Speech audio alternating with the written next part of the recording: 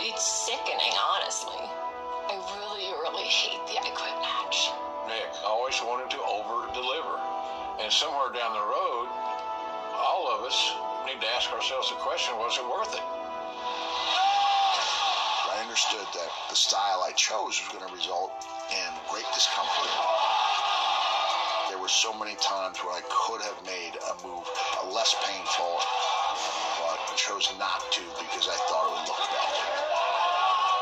There were a handful of doctors saying that you need to stop now. If you continue wrestling, you'll wind up crippled. Do you think that stopped him? I still thought I had one good match left in me. And so I set about trying to delay the inevitable.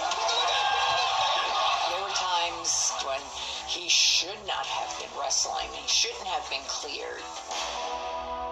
He'd drive around and not remember where he lived. It's concussion on top of concussion on top of concussion. My appointment with the WWE neurologist had not gone particularly well, so I booked an appointment independent of WWE. I'll never forget what he told me. He said, Mr. Foley, if you want to try to find another neurologist to clear you, that's up to you. But I'm telling you, you should never wrestle again. If you've pushed those physical limits like Mick has, yeah, you're definitely going to pay a price. And sadly, Mick is paying that price right now.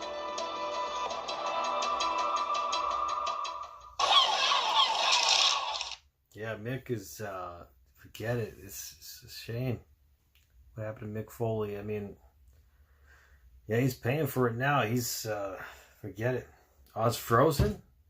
Yeah, I don't know what happened. All of a sudden it just cut off for some reason. Not sure why.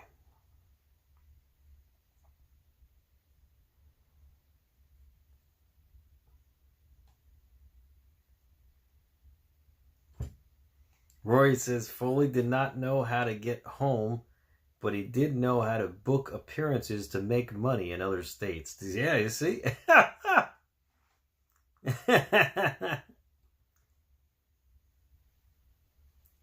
Yeah, I mean, I guess for the right opportunity, absolutely.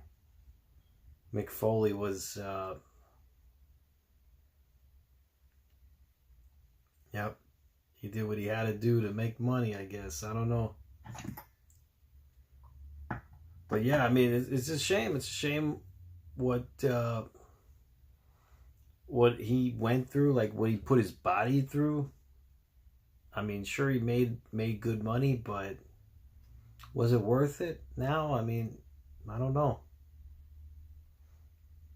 I mean, it's lasting memories. There's a lot of lasting memories of what Mick Foley did.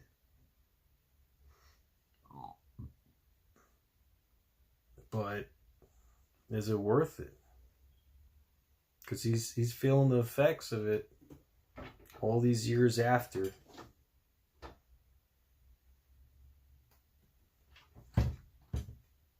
Like when he says he's a germaphobe, but he sees a pretty chick, he hugs them like crazy.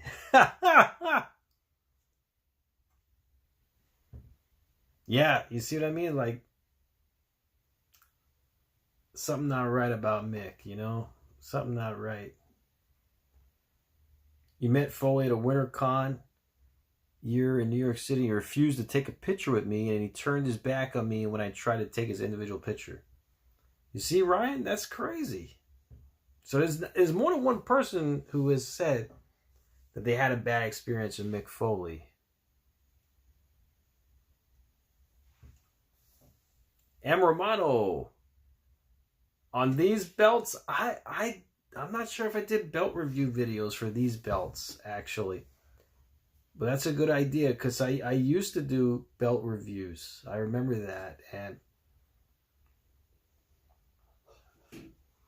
I don't know if I did these, actually. Maybe I should review these belts.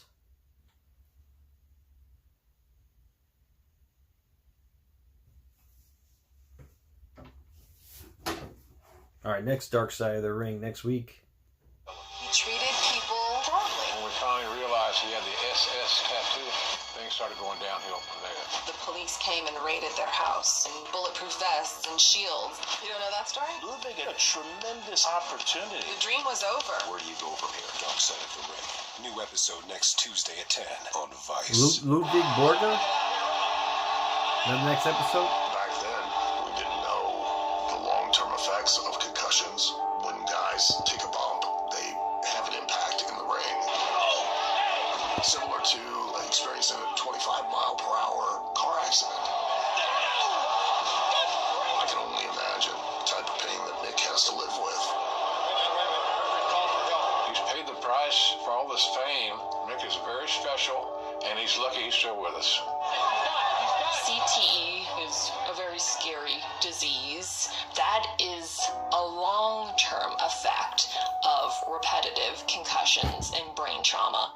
We don't really know how my dad will be doing in 10, 20 years or so. If you're wondering if I'm worried about that, yeah, really worried. Every day I worry about that. The fallout from what I've done, I honestly don't see a way out of it. That's one of the most respected and beloved men to ever compete in our business.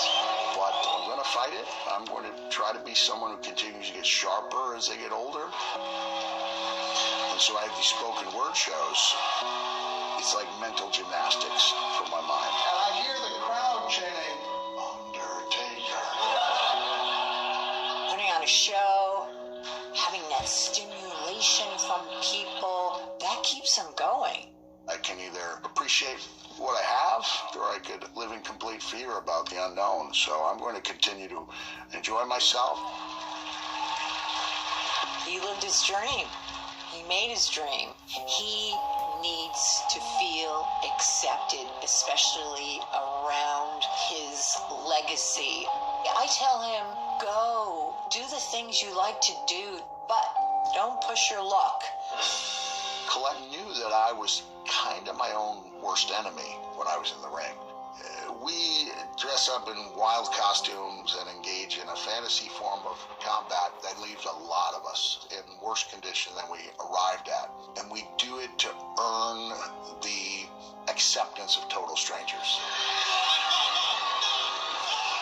For me, it was all about the reactions.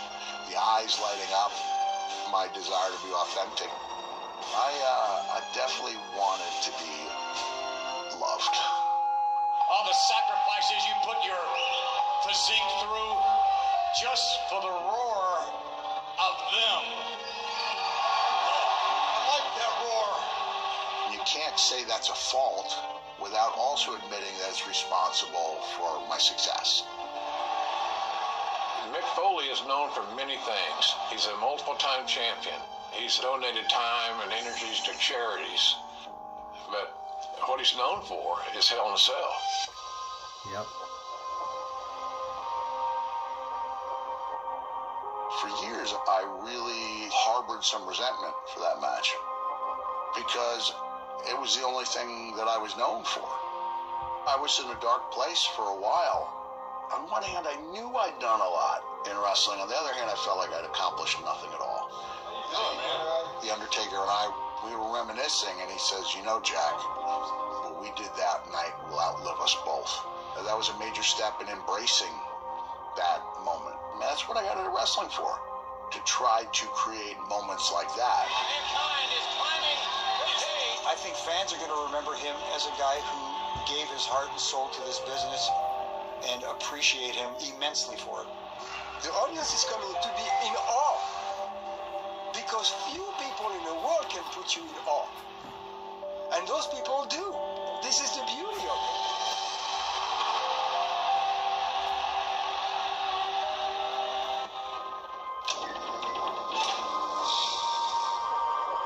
Me and my dad, we were at the WWE warehouse, and we came across the cell. My dad certainly wasn't expecting to see it.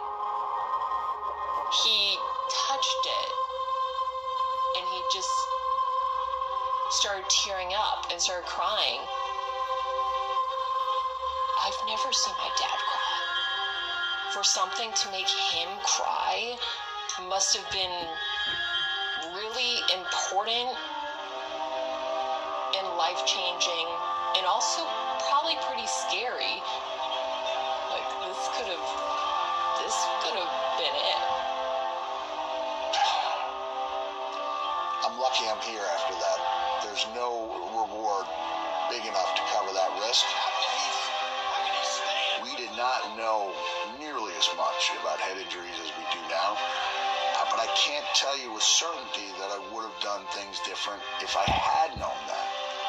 I felt like the world had offered me this canvas to create surreal, sublime performance art. And there were some bumps in the road, but it was a pretty magical way to make a living. On certain nights when things were really good, it was one of the most powerful feelings in the world.